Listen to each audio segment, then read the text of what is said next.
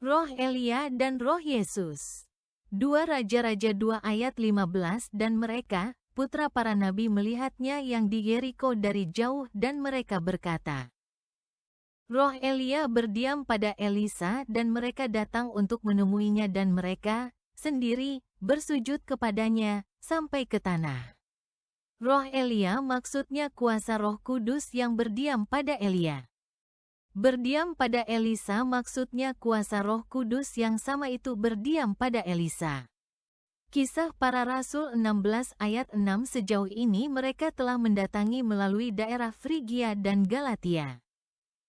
Adanya dilarang oleh Roh Kudus berbicara firman di Asia. Kisah Para Rasul 16 ayat 7. Sejauh ini menurut mendatangi Misia, mereka mencoba sampai Bitinia. Menjadi berlalu dan Roh Yesus tidak mengizinkan mereka.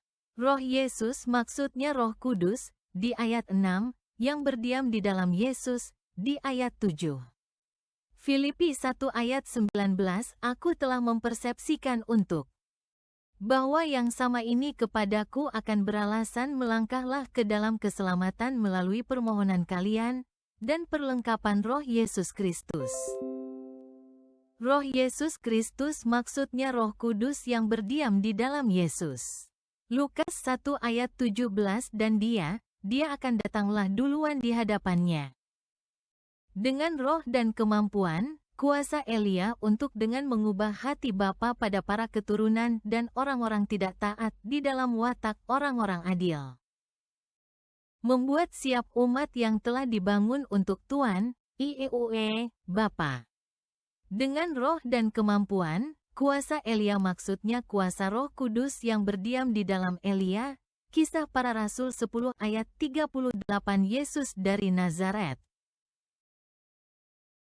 Betapa degat mengurapinya dengan Roh Kudus dan kemampuan, kuasa yang telah datang melalui berbuat kebaikan dan menyembuhkan semua orang-orang yang adanya tertekan di bawah setan.